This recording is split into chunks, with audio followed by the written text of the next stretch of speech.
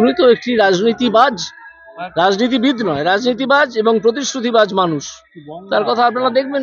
মানুষের সঙ্গে আছি, মানুষ যেখানে আছে সেখানে রাজনৈতিক অরাজনৈতিকের কথা নয়, কথা হচ্ছে মানুষের সঙ্গে আছি কিনা, নাকি চোর ছেঁচড়ের সঙ্গে আছি, তাই না?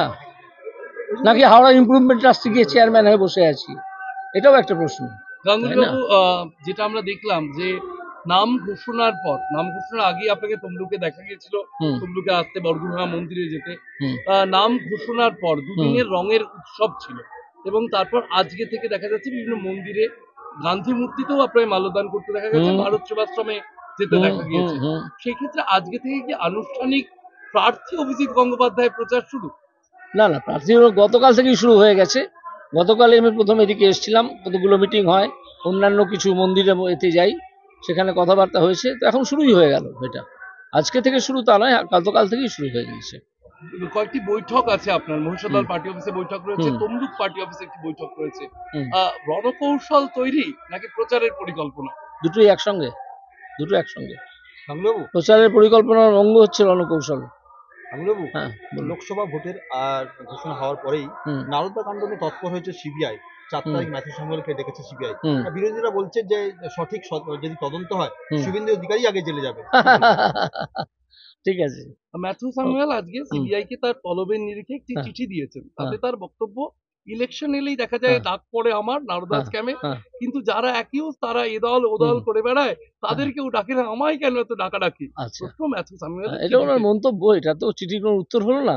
এটা ওনার হয়তো একটা উপন্যাসের একটা প্লট হতে পারে, যে কেন ওনাকেই ডাকা হচ্ছে বারে বারে এই সময়গুলো।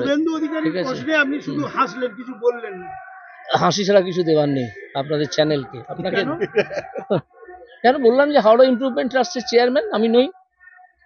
না, অন্য মিডিয়াও আছে সঙ্গে, সবারই। হ্যাঁ, অন্য মিডিয়াকে বলছি তো, কিন্তু বিশ্ব মজুমদার যেভাবে দালালিতে নেমেছে একটা ছেলেকে নিয়ে, আমি দেখলাম সেদিন টিভিতে, হাসতে হাসতে।